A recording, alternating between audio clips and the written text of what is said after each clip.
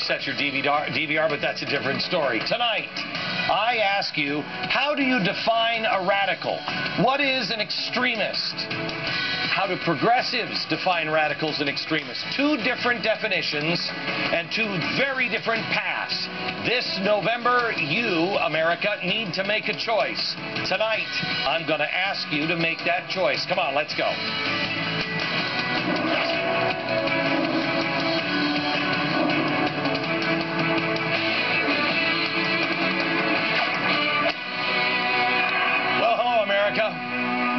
The New York Times is reporting, apparently, I don't read it, the president is now looking at his economic advisors, and they are, quote, looking for ways to help Democrats alter the course of the midterm elections. Wow, that sounds presidential. Quite honestly, that's a job you don't really want to have. I mean, every single gigantic spending measure Obama and the Democrats have thrown into the economy have failed spectacularly, and it is now their job to give a reason why you should give them another crack at it. You know, when your best and really only talking point for the last couple of years is, it's George Bush's fault, you've got some problems. But here's the good news. If you can just make it to the election, it's great, because you're going to transition, mark my words, they will transition from it's George Bush's fault to it's the Republicans' fault, this do-nothing Congress that...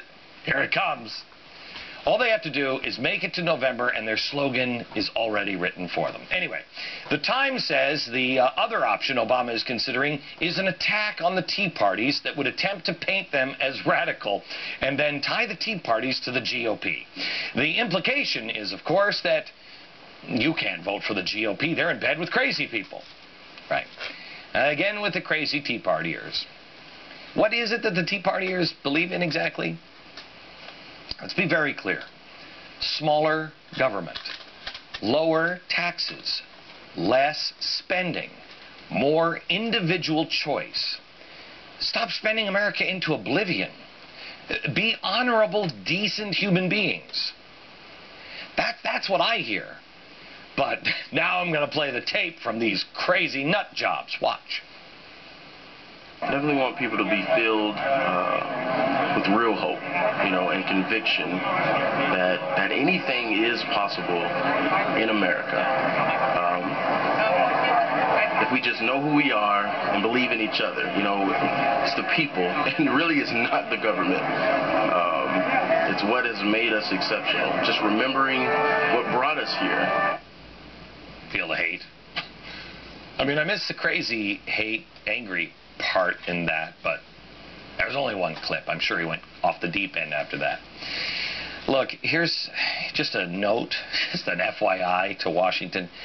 It doesn't work. I mean, you can call the Tea Party extreme all you want, but the pictures tell a different story, and America knows. By the way, we have had such an incredible response from people sending in their photos. We asked you last week. We're putting together an 828 photo book. Please send us more photos, and you can find details on this book at glennbeck.com/books. All the details are there.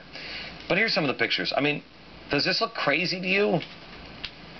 I mean, if that looks crazy to you, well, then there's a good chance that that Marxist candidate running against Christine O'Donnell in Delaware is looking pretty good. You're like, I don't know, the Marxist is looking pretty good.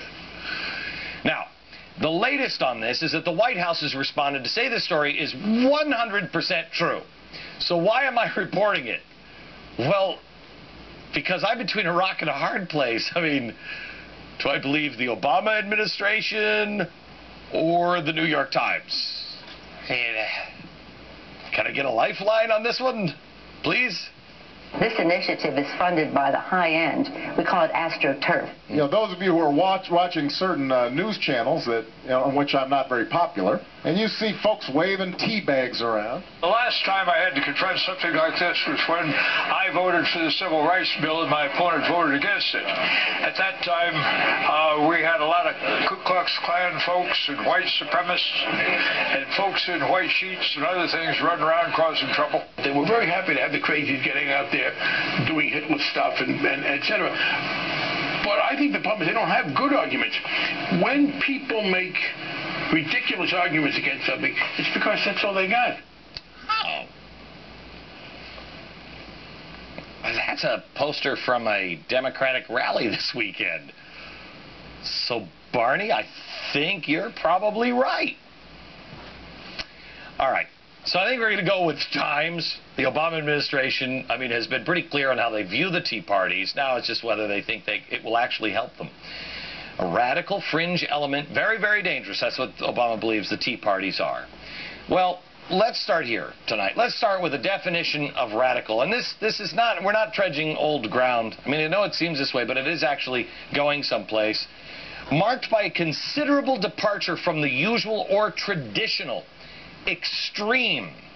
To make extreme changes in existing views, habits, conditions, or institutions.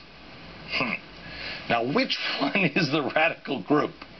The one that says, let's go with the Constitution, or the one who says, really, I don't have to go through the Senate? Which one? You saw the crazy clips of the Tea Parties in the 828 crowd. Yeah, they want smaller government. They want to talk to their imaginary, friend in the sky. But what about these people? What do these people believe? Isn't it interesting that we're talking about radicals in the Tea Party, but we're not talking about these actual 1960s radicals? Here's what they have done. Here's the tree of revolution. We've shown this to you over the last year or so. They're actual revolutionary, let's change America through a revolution kind of guy. Now, here's what they've done now that they've gone legitimate and they have become the power in Washington. Here's what they've done. They've done all kinds of great little things here.